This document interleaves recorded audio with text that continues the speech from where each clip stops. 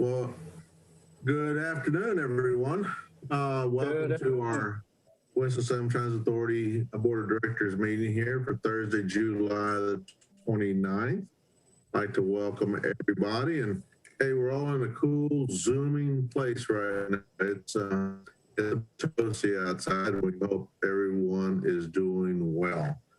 As we do at the beginning, I need to read the virtual statement from the state of North Carolina for you before we start this meeting. Due to the safer enrollment order issued by Governor Cooper, members of the Human Relations Commission are participating virtually. All members will vote, as we know, by a roll call. A member will be recognized, at which time the member will state his or her vote, much like we've done at all the previous meetings.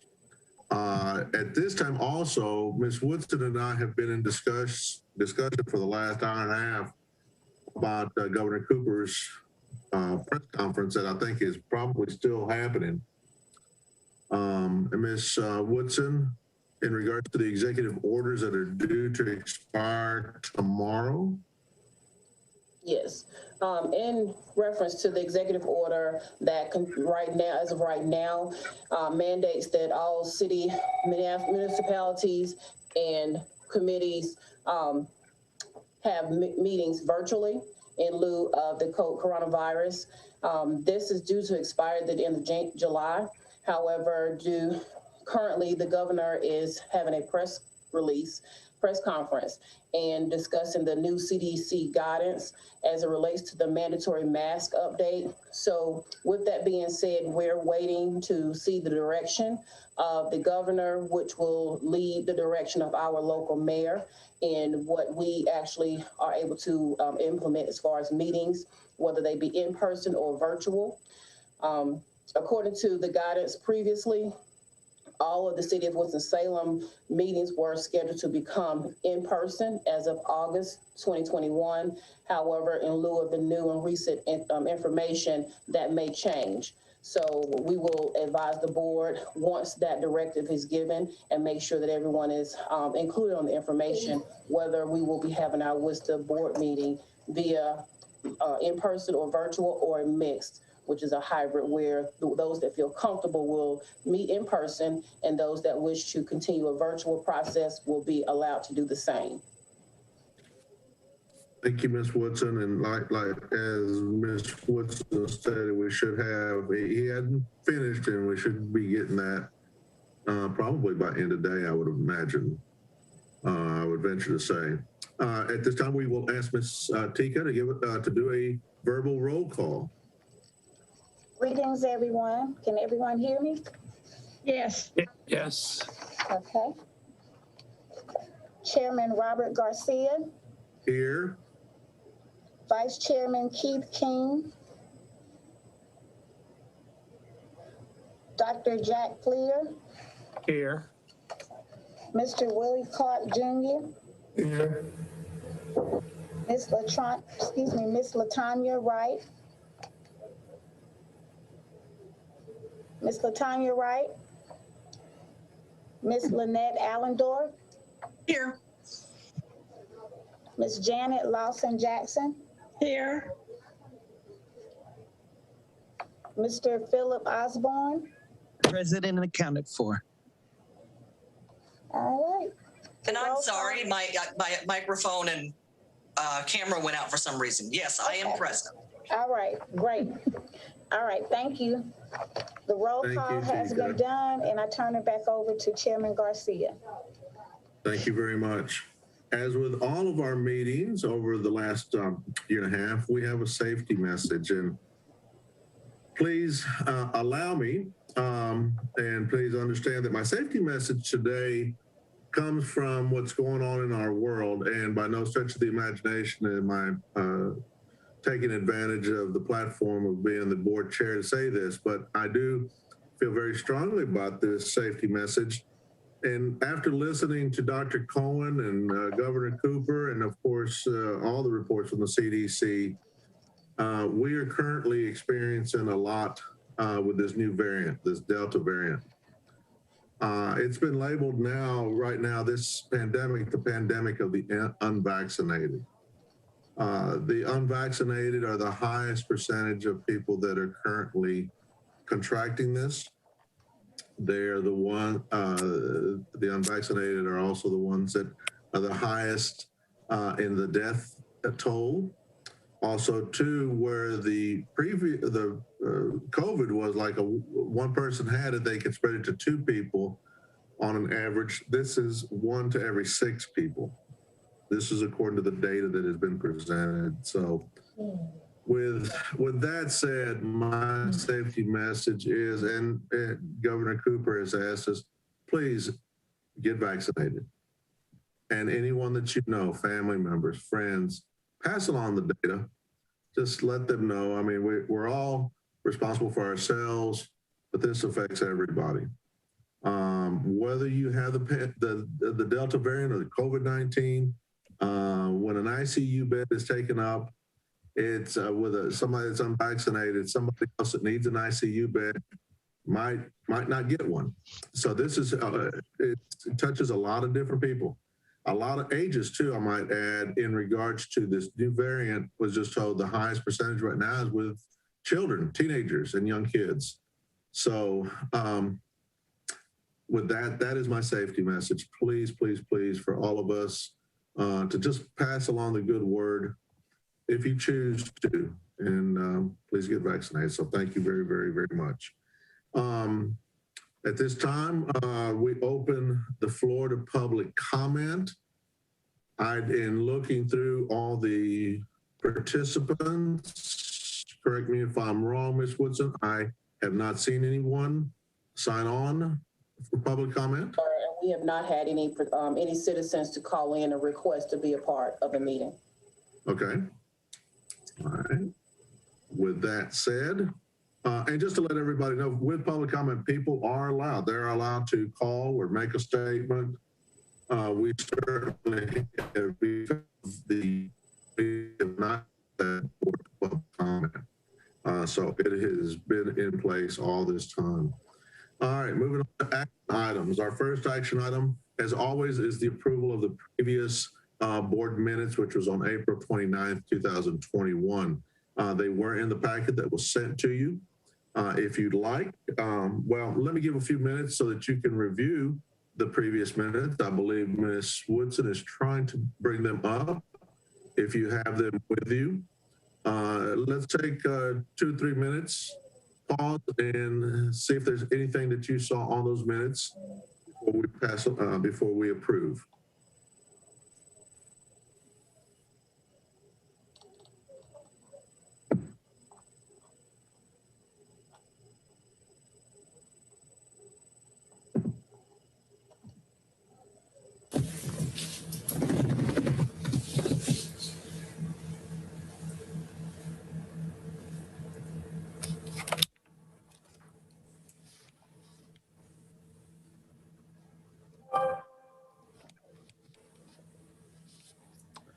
When appropriate, I move they be adopted. Thank you, Dr. Fleer. We have, I heard we have a second. That's right. Am I correct? Okay. All right. We have a motion to approve the minutes of April 29th, 2021. We have a second, and we will go in verbal roll call order. All those in favor, please signify by saying aye. Aye, Robert Garcia. Aye, Jack Fleer. Aye, Jeanette Lawson-Jackson. Aye, Willie Clark. Aye, Lynette Allender. I'm Latanya Wright. Aye, Philip Osborne. Thank you. We have approved the minutes. Thank you so very much. And as always, I oppose, same sign. Approval of the April 29th minutes has gone forward. Our first resolution. We do this from time to time. Board members that have been with us and new board members, this is a resolution authorizing the general manager to remove vehicles from the active fleet. You'll notice in the paperwork that was sent to you, it'll always give you the unit number, the VIN number, and I always like to look at the mileage. These buses, they will be taken out of service, what year model they were, but they need approval to be taken out from the active fleet. Ms. Woodson, comments? Yes, sir, Mr. Garcia. I believe you summed it all up. These are the 8 blue and white buses that you all still see driving around the city of Winston-Salem. They're our oldest in the fleet. The different model, once these are actively removed out of our fleet, we will have all Gilligs and New Flyer buses and no more Novas. So as you can see with the mileage, all of these 8 vehicles have exceeded the 500,000 miles for useful life. And so we're asking that the board allow us, myself, to enter these 8 vehicles into the surplus for the city to dispose of in their process, and they will be replaced with the new buses that you all authorized the purchase of with the CARES Act funding. That will be entered into our active fleet within the next couple of weeks. And it might be noted, question that's always asked, these buses the city will put them up for auction. Yes. That goes through the city of Winston-Salem. Yes, sir. So, so for those of you that might be interested in buying one of Old Blues. Yes, and I have had some interested parties that want to purchase one or two for the parts, or maybe they want to renovate the bus and have them a tour bus. I don't know, but they'll have the opportunity to do so. I think we've had like churches and civic groups that have picked buses too. They certainly have been well maintained, John and his crew, and thank goodness we had those buses when we had to add some extra routes when 40 was closed and during the pandemic. I mean, we had to put them out. So, yes. Any questions, board members? This is Jack Flair. I move it be adopted. We have a motion by Dr. Fleer to approve the resolution authorizing the general manager to remove the vehicles from the current active fleet. Do we have a second? Second. Okay. Thank you. We have a second from, thank you, Ms. Lawson. All those in favor of the resolution, please signify by saying aye and roll call order. Aye, Robert Garcia. Aye, Jack Flair. Aye, Willie Clark. Aye, Jeanette Lawson Jackson. Aye, Philip Osborne. I, Lynette Allendorf. I, LaTanya Wright. All those opposed, same sign, signify same sign. Okay. The resolution authorizing the general manager to remove these vehicles from said active fleet has been approved. Thank you very much. Our next resolution is a resolution authorizing a contract with Forsyth County DSS for the provision of non-emergency medical transportation for Medicaid clients of Forsyth County. This is something we do on a yearly basis. Ms. Woodson? Yes, sir. Thank you, members of the board, for the approval of the previous resolution. And so for this, as you alluded to, Mr. Garcia, this is an annual resolution that we would bring before the board for approval to allow myself to sign an agreement to a contract with Forsyth County Department of Social Services. And this contract basically consists of committing the Winston-Salem Transit Authority to provide transportation for Medicaid clients within Forsyth County.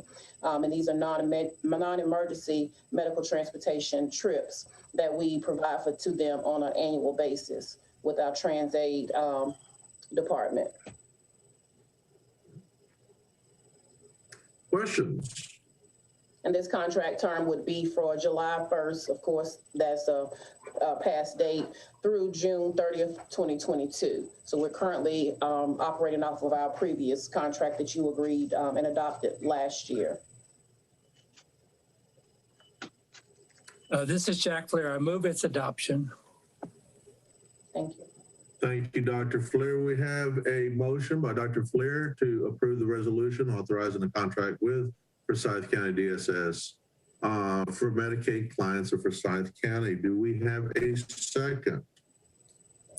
I second. That sounded like Mr. King. It was Mr. King. Sound like Mr. King. Mr. King, thank you so very much, sir. We have a second. If I may ask for a roll call vote, all those in favor of the resolution authorizing the contract with DSS of Forsyth County for Medicaid clients of Forsyth County, please signify by saying aye. Aye, Robert Garcia. Aye. Here. Aye, Willie Clark. Aye, Jeanette Lawson Jackson. I, Lynette Allendorf. I, Philip Osborne.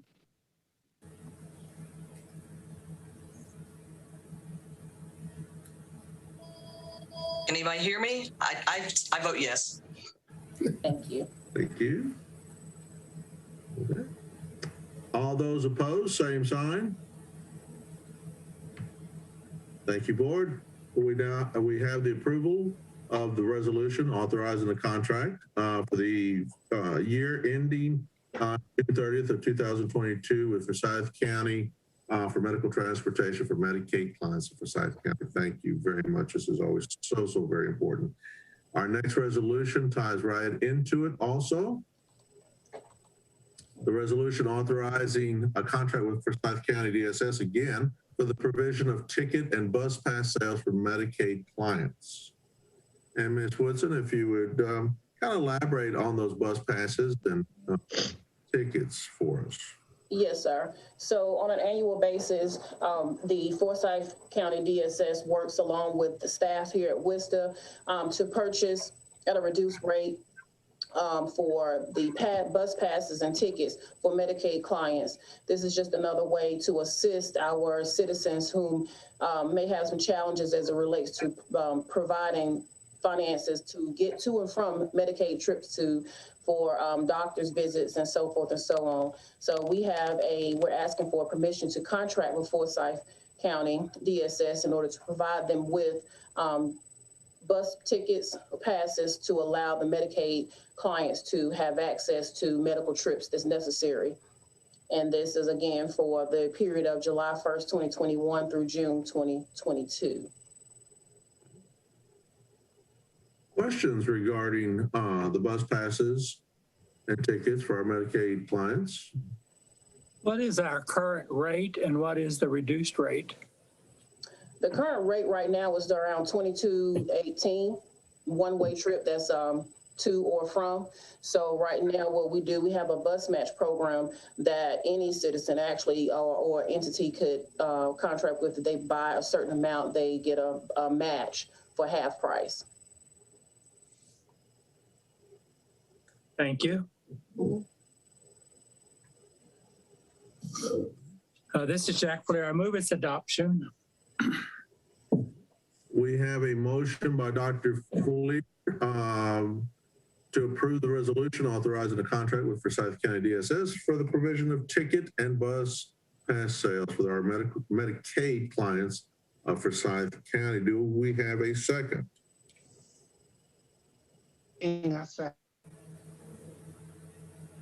I believe I heard a second. I think Ms. Jackson. All those in favor, please signify by saying aye in roll call order. Aye, Robert Garcia. Aye, Keith King. Aye, Willie Clark. Aye, Jeanette Lawson Jackson. I, Lynette Allendorf. I, Philip Osborne. I, LaTanya Wright.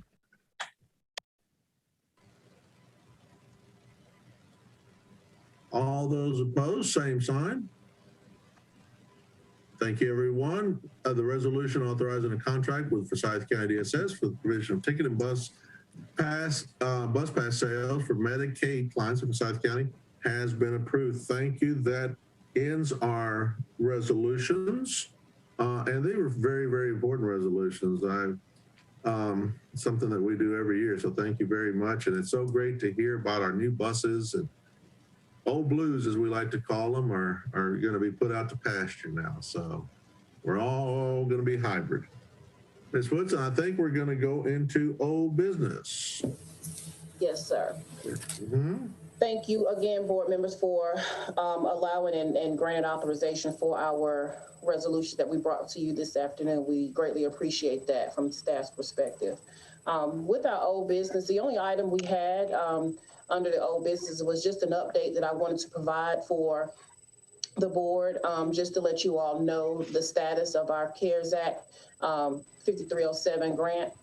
I know in the April meeting, we had an update as well. And since then, we've had some drawdowns with our third quarter draws, and we have expended 97.8% of the CARES Act grant. And you'll see the breakdown here, how much was awarded per category and how much was spent, the remaining available balance, and the amount of the drawdown, and the anticipated amounts to be drawn down within the fourth quarter, which would not leave much revenue to work with. But we feel strongly that the monies, the grants were spent in categories that were well received and well needed throughout the transportation community.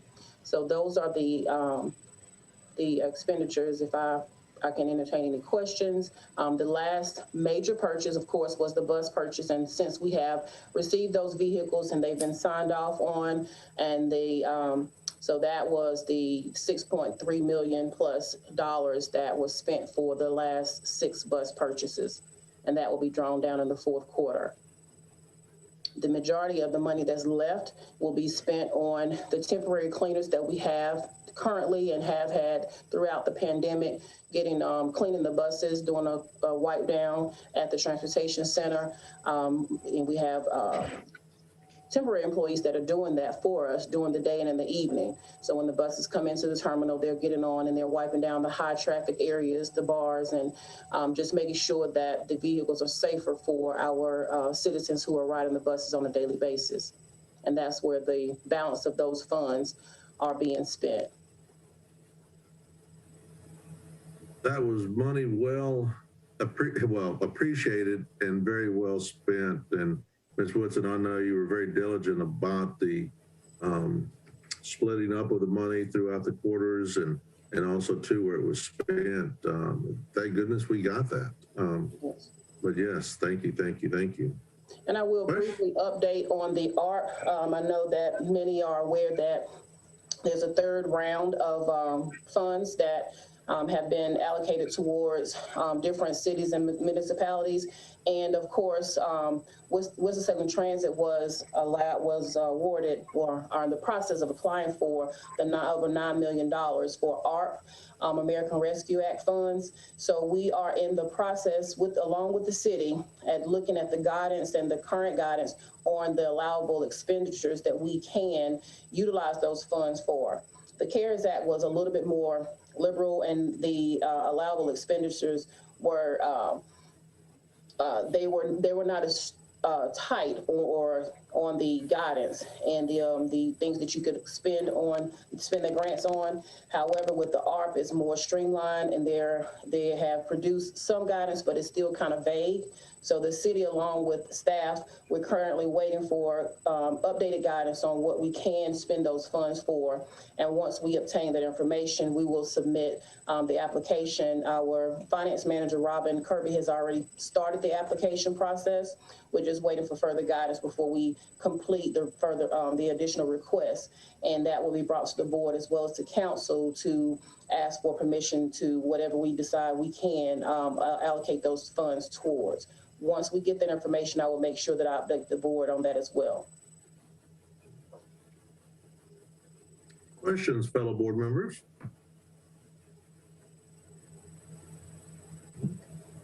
One of the things, Ms. Woodson, and not to kind of get off track, but I know some money was spent in assisting with the cleaning of the buses, which, of course, during the pandemic time, so important.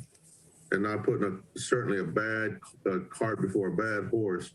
But of course, we're well prepared in the event that should we go through another spell of the pandemic.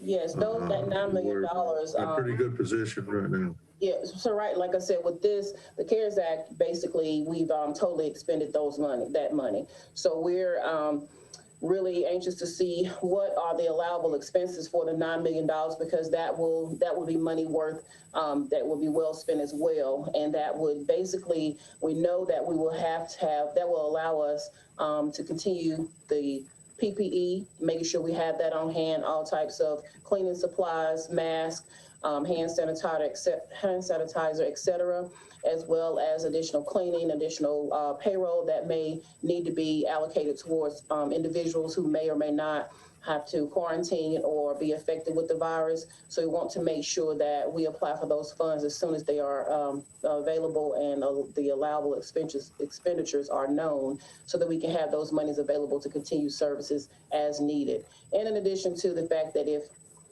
unfortunately, if the virus continues to go in the trend that it is, we don't know how it's going to affect our services moving forward as well. Thank you very much. Any further questions? Ms. Woodson, may I ask a question about the item will be drawn down in the fourth quarter under bus purchases? It's the same as the amount under the spent? Yes, and this actually came directly from our from Amber, our financial analyst with the city of Winston-Salem. This money is going to be drawn down, so it's already spent. So the check has been cut, but it has not been drawn down to actually pay the vendor. So the drawdown is actually paying the vendor. I see. Thank you. You're welcome. Further questions? If there are no further questions, we'll go on to, let's see, some new business, if I'm not mistaken. So just before I turn it over to Ms. Carson Wilkins for her presentation on the marketing efforts, there's just two bullets that I wanted to expound on briefly to the board for just for knowledge and to make you aware of what we're going through. I'm sure that many of you know, not just Winston-Salem, but in various other cities locally as well as all over, the transportation industry as well as others are being heavily affected by shortages and staffing issues. And that is not something that we're not seeing as well here at Winston-Salem Transit Authority. We are short on bus operators and van operators. We're currently hiring. Actually, the last two classes that we've had, our class size has reduced in over half. So we'll start off and we've hired 16 applicants, and then the first day of class we had 3. So for various reasons, unbeknownst to myself and staff, we are losing or not able to maintain the number of operators that we need. So I wanted to make the board aware, as well as council, that that's the challenge that we're facing, which could in turn pose a problem when it comes to putting service out there on the street. Currently, we're running a lot of overtime, to be quite honest, to make sure that we manage and continue to keep the routes on the street and provide the service, the level of service that we are compelled to do. But I wanted to make sure that the board was aware of the driver shortage and that we're doing everything we can to hire and maintain bus operators and van operators to continue our service levels. Ms. Woodson, we couldn't agree with you more. I mean, I know that in all the communities that I call upon, staffing shortages are, yes, it's a trend. It's a bad trend. So thank you for letting us know about that. And hopefully we can pick up some more staff members, and know you will keep us posted on that. Yes, sir, I will. I will. And then the next one, a very interesting item. The next bullet is just basically to make the board aware that the city of Winston-Salem has hired HDR, which is an engineering firm that's out of Raleigh, to conduct a study on the WSTA services and route study. I've met with them several times along with the DOT and members of the city to discuss deliverables and what we would like to see come out of this study. And I will make sure that I keep the board abreast of what's going on. And in the timeline, they have included a presentation for you, the board. So I will make you aware in advance when that presentation will come to the board and which meeting they will be attending to basically explain what they're doing, entertain any suggestions or comments from the board, and have a discussion. So that will be a formal meeting with HDR firm that's soon to come.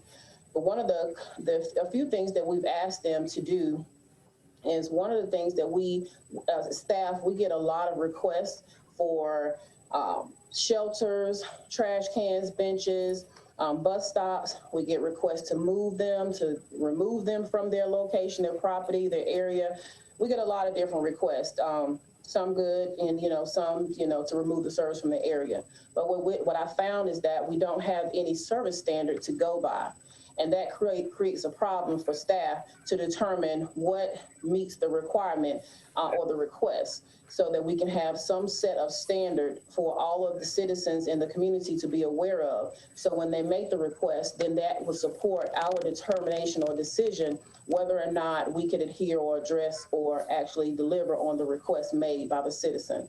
So HGR, they're tasked to deliver us a service standard based off of what they have observed from other larger municipalities and transit agencies all around. So that is one of the first deliverables that they will provide for us.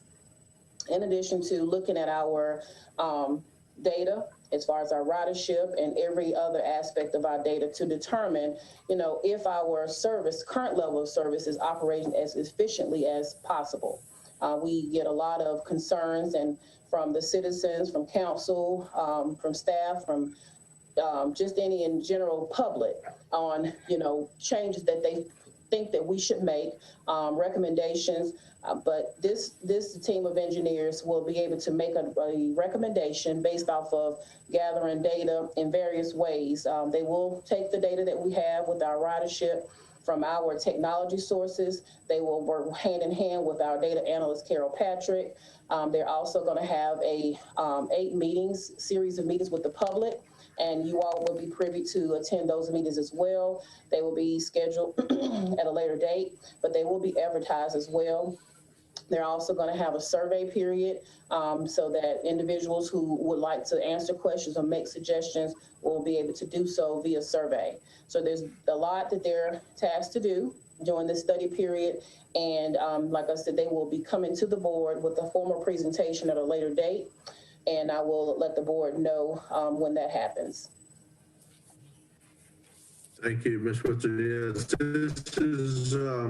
this is going to be 2 or 3-fold once it's completed. Like Ms. Woodson said, they'll be able to put together a kind of a playbook for Ms. Woodson and the team to follow. But the same, and then on the other facet, to alert the general public and the city council members, the city know what our routes are all about. Ms. Woodson said it very mildly that she gets a few requests or a few comments, and that is putting it mildly. We just recently had the conversation, and maybe some of you fellow board members might get confronted. Well, why are you running this route? And why are you running that route? And a big thing that was presented to me about empty buses. And it's like, well, there are times when there's not that, you always, I'm confronted, not very frequently, but frequently enough.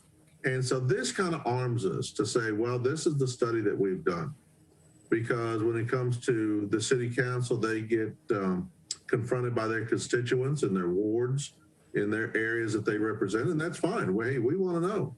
We certainly have never, since I've been with the WSTA board, we've never turned a blind eye to the general public. We always want to do what's best. But unfortunately, we cannot do door-to-door service and on every street and every street corner, and we have to pick and choose our battles. And these guys will help us. This firm will help us in those decisions. So I, for one, am very much looking forward to the end of their study and their presentation. So hopefully that should be happening by the fall. Wouldn't you say, Ms. Woodson? Yes, sir. That's the target. Okay. That's the Okay. target. And staff Thank you. will have some type of presentation probably prior to or shortly thereafter from Carol Patrick, our data analyst as well, because she's been collecting data from our ridership pre-COVID, but COVID kind of put a pin in things because you can't really effectively evaluate your ridership when you have a pandemic. So she's been looking and tracking our ridership hour by hour, route by route. So she will be putting that information together, and we will present that to the board as well, so that you have a lot of things coming forth shortly this fall that will help tailor our decision on what services we need to provide moving forward. And there's so many things that come into factor. I know through my time with the board, whether it's gas prices, if gas prices go up, the general public our ridership goes up. If they come down, our ridership goes down. There's unemployment or employment that affects it. The weather sometimes can affect it. There's just so many factors in there. So hopefully they'll take a look at all those. Questions, fellow board members? If there are no questions, let's move on to our marketing presentation. Ms. Tina Carson-Wilkins. We always welcome Tina and her efforts in the marketing area of WSTA. Is Tina there? Tina? Yep, I'm here. Excuse me. Tina. Good afternoon, everyone. Can you guys hear me? Yes. Yes, ma'am. Okay, great. I think Ms. Woodson is going to share her screen with me so I can show you this presentation. I really appreciate the opportunity to give you an overview of what we've been doing regarding marketing for, I guess, the past year. Donna, did you share your screen? I'm allowing you to share your screen. Okay. Okay. Okay, great. Thank you.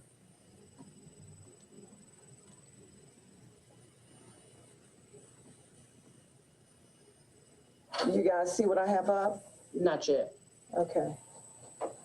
Yes, I want to do that in Here comes Carol. I think she's coming to the aid. let's see, it's that. Oh, okay. Thank you. Thank And you. then click on, My presentation. yes. Now, Okay. There we go. We see you. Okay. Great. Thank you so much. Okay, with the past year has been extremely interesting in that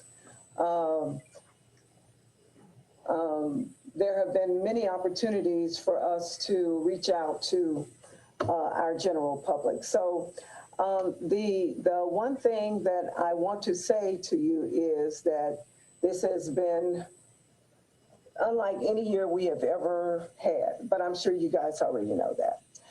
So today we're planning on sharing information on marketing campaigns, some of the participation or events that we've done in the community, the activities on our social media, which would be Facebook as well as Twitter, and upcoming events that we have going on. So let me get started. So we're going to briefly discuss 3 major campaigns, and I call them major because we spent money on them. So our fare reinstatement campaign, which we had some pretty good results with that, the vaccination transportation campaign, and since NextBus no longer exists as a real-time transportation tool for our riders, we're switching to UMO IQ, and I'll share information about that shortly. Because of the worldwide pandemic, we went fare-free in April 2020. This was implemented mostly to provide safety measures for our employees and our riders, and the community, of course. And I'm sure that our riders appreciated this gesture because a lot of people were out of work. In December of last year, after deciding to reinstate fares beginning January 4th, 21, WSTA embarked upon an information campaign for our riders specifically. And that was in addition to a regional partnership campaign with High Point Transit System and GTA, who were also planning to accept fares again on January the 4th. Our campaign, which targeted public transportation riders, generated about 1.5 million impressions and clicks between Google displays, Facebook, and Instagram. Women generated 62% of the Google display ads, the clicks rather, and 58% of the clicks on Facebook and Instagram. The largest group to engage, adults 55 and older, delivered about 32% of the clicks. And when asking for more information, they were taken to our website for specific details on it. Just to give you a little background on it, on Google displays, through various websites, they will place in front of internet users when they're viewing any kind of ads that someone might put up. So when they're viewing a news story or playing a video game on their phone, or any kind of game rather, or even checking their email, I consider it a bang for your buck advertising tool. Through Google Display, we had over 1.3 million impressions, prompting the public to ask for more information by clicking through over 7,000 times. About 59% of those clicking through were female, and about, I think, 48% were male, or 40% male, and the other percentage was undetermined. So we didn't know who was sitting there in front of the computer. The remaining impressions on Facebook reached about almost, well, 192,000 impressions, but we had over 44,000 in our reach, with 338 comments and 204 shares on Facebook. So while we read all of the comments, I do want you to know that we read every single comment that we get on Facebook. From time to time, we do respond. More often than not, we will. While more impressions landed with the 25 to 34 age group, the group that clicked through most often, who wanted to get more information, were 55 years of age and older. The fare reinstatement Google display ads exceeded the most successful one that WSTA has ever had, which initially was the ad when we changed routes in December 2017.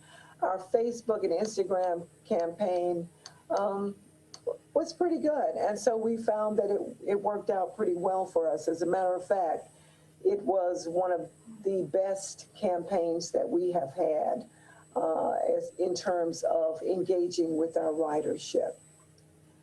We took it upon ourselves to develop an extensive budget for the vaccination transportation campaign, incorporating television, print, and digital media, as well as radio, to reach citizens throughout Forsyth County. The digital ads included Google Display, Facebook, and Instagram, and we ran a schedule with WXII on television, who developed the commercial for us. Residents of Forsyth County, Winston-Salem Transit Authority has been designated as the vaccine transportation provider for you. This means if you need a ride to get your shot, WSTA will take you there and bring you back at no charge. Visit wstransit.com for more info. We also used Odyssey, formerly Intercom Communications, and Northsand Media, who were tagged to run Spanish commercials on Residents radio. of Forsyth County, Winston-Salem Transit Authority has been designated as the vaccine transportation provider for you. This means if you need a ride to get your shot, WSTA will take you there and bring you back at no charge. Visit wstransit.com for more info. Our print ads ran in the Winston-Salem Journal as well as the Chronicle. This campaign snapshot gives you an idea of the numbers between March 15th and April 4th of the campaign. We had over 144,000 impressions with reaching about 35,000 people. Facebook worked pretty well, but Instagram was a little bit of a disappointment for us. But all in all, we do believe that it worked out pretty well.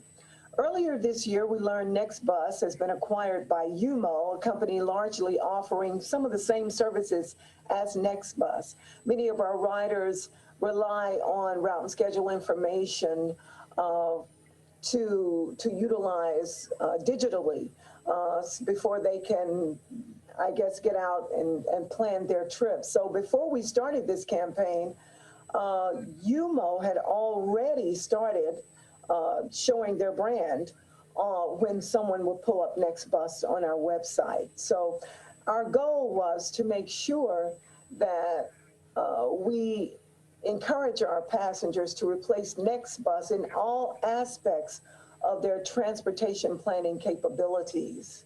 This was a digital campaign incorporating the strategy, knowledge is power, action is change. So we wanted our riders to ditch NextBus on their smartphones and their other mobile devices and download UMO IQ to be able to keep up with what was going on with their transportation. We went after anyone using public transit and ride-sharing agencies, specifically those who use technology to gain the information that they wanted in order to use public transportation or our system. This is just an example of how the ads looked in the various platforms. Considering the budget, we believe that the campaign went well. With almost 200,000 impressions and with over 1,000 click-throughs, we feel like we accomplished our task, which was to educate the public about switching to UMO.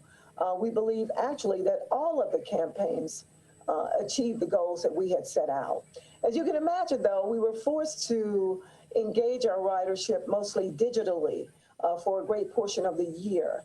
So during 2020, we were looking for ways to handle the issues of COVID in a way to determine how we could be a relevant part of the conversation. With that being the case, in the fourth quarter of last year, WSTA hosted 3 COVID-19 testing events, October 13th and 27th and November 24th, outside the Transportation Center, with about 300 people taking advantage of the testing opportunity.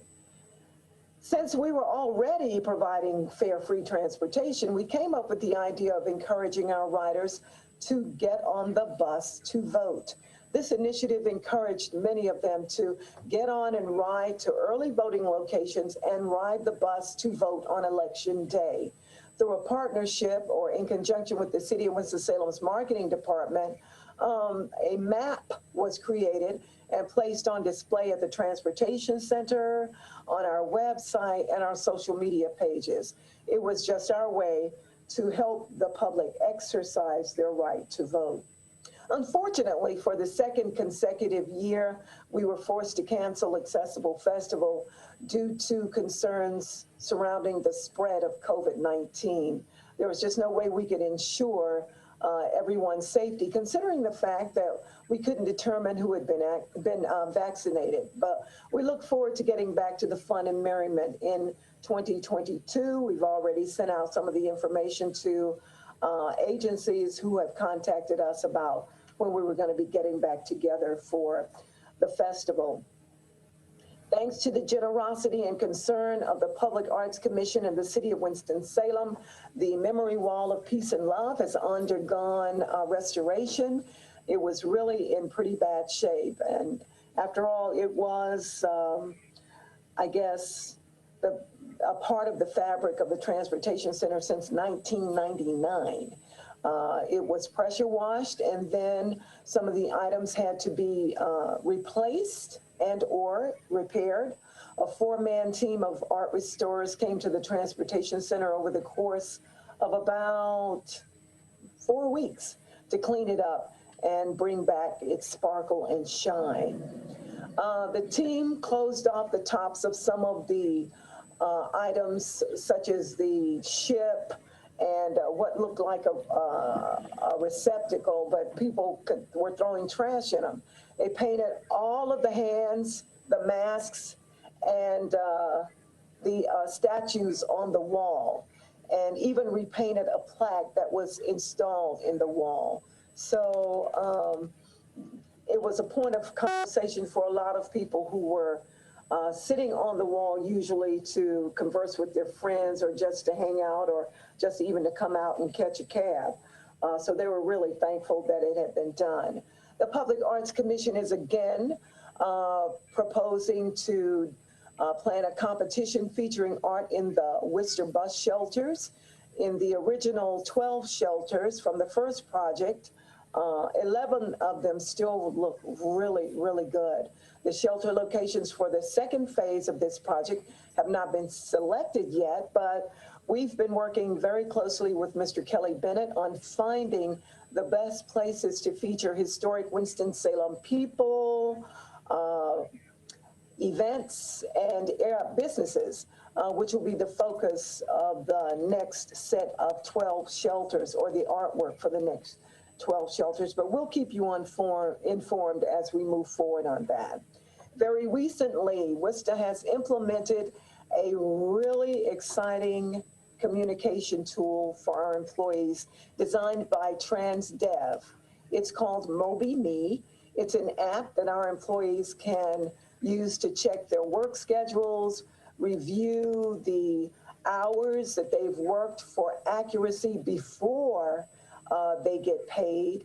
They can ask for time off, switch work shifts with coworkers, even volunteer for extra work shifts, and read information that's specific to WSTA and or TransDev. It features all the news. They do all of this from their cell phones. It's really great. It's a transformative instrument for reaching out and connecting with our employees, no matter where they happen to be at the time. Other great features of MobiMe include the ability to survey our employees and share documents and other information. Carol Patrick, Takia Alston, and I have been charged with getting our employees signed up, and we're working on that right now.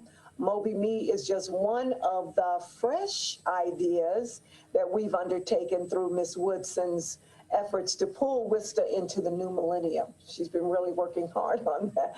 In May of this year, WSTA made changes to routes 87 and 89 in an effort to bolster safety on those routes. We also added some new bus stops, which means we don't have to stop at every corner along a route, which is what we were doing following the rollout of the new routes in 2017. When we make changes, share information, or connect with our ridership, we start with our social media to convey our messages. Our Facebook page has been a great tool and a great source to engage our riders and the public. So I just wanted you to see that we've been able to reach out to over 142,000 people through our Facebook page from July 1, 2020 through June 30th, 21. They shared our information over 1,600 times through asking for details, which meant they clicked over 5,000 times. We had 26,000 engagements with them, and 863 comments came in about the various things that we have placed on our Facebook page. It's actually been really great. It's a good source, a great way to reach out to our folks. While we don't have the liberty of connecting with our the folks who read our tweets in the same way, we know people are keeping up with what we're doing, which is good. Unfortunately, we couldn't get the numbers for annual engagement on Twitter, but we can and do reach out to get the details and the analytics on a quarterly basis. So we're going to be at it again as we continue looking for ways to get back to normal. We're getting more and more requests from various agencies and organizations for us to attend, partner, sponsor, or participate in festivals and resource events or other community events that are coming up. So on July 26th, this past Monday, we had the absolute pleasure of celebrating the 31st anniversary of the Americans with Disabilities Act at the Solutions for Independence facility, which is located on North Point Boulevard. The attendance was great, and so was the weather. We saw some old friends, and we made some new ones. So it was really great to be able to get out there and enjoy that fresh air. On August 2nd, which is this coming Monday, the Transportation Center will be the site of the rededication for the Memory Wall of Peace and Love, beginning at 12 o'clock noon. Mr. Robert Garcia will speak at the event along with Mayor Alan Joines and a representative of the Southeastern Center for Contemporary Art, which is also known as SICA. The event is actually going to serve as a great kickoff for the upcoming August Arts District Gallery Hop, which is going to be Friday, August 6th. So you all are invited to attend. We'd love to absolutely have you in attendance there. We're looking forward to it, actually. WSTA is going to be present for the Welcome Back Fest, sponsored by Novant, on Saturday, August 21st from 11 until 4 p.m. The community is going to be invited to come on down to Corporating Plaza for a lot of family-friendly fun and entertainment, lots of food trucks of all kinds. People will be on hand to get vaccination information, and vendors will be on hand as well. The Transit Authority, we, will be serving as a community resource partner. Finally, WSTA will participate in the 2021 You Never Walk Alone awareness event sponsored by the Forsyth County Sheriff's Office on September 25th in downtown Winston-Salem. We're going to be there to support this effort, which hopes to educate our community on the impact of addiction and the numerous resources available to individuals and families who are struggling through this menace in our community. So as one of the sponsors, we will be there, of course, sharing information on transportation to some of the agencies that will be on hand. Of course, we're not there to, share anything about free transportation, but we will be there to give them all kinds of bus information and information on our paratransit service as well. If you have any questions, I'll be more than happy to answer them. Tina, I just got to say, wow, what a great presentation. Thank you. I don't know. What a great presentation. Thank you. I was thinking bravo myself. That was very nice. Thank you. Yeah, it really captures you. I know we haven't had you speak to us in a while, so we had a lot to talk about. Yeah, that festival in Corporating Plaza, it should be a pretty big to-do. Yeah, I think they're going to have, the first event was held this past weekend in Charlotte. They also are sponsoring an event in Wilmington, and Winston-Salem will be the last location for the Welcome Back Fest. So we're expecting people from all over the Piedmont Triad. As a matter of fact, because we do know that there may be people who want information beyond transportation in Winston-Salem, we've also invited PART to join us at our tent. Cool. Comments? Nope. Does anybody want to clap for Tina's presentation?